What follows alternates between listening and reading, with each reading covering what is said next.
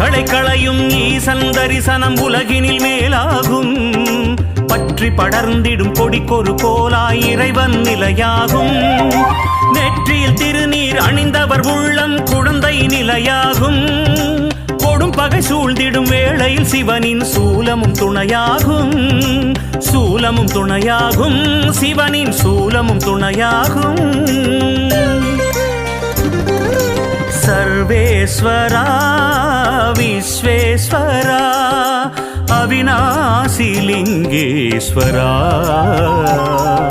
திருமூர்த்தி மலை வாழும் லிங்கேஸ்வரா, அமன லிங்கேஸ்வரா.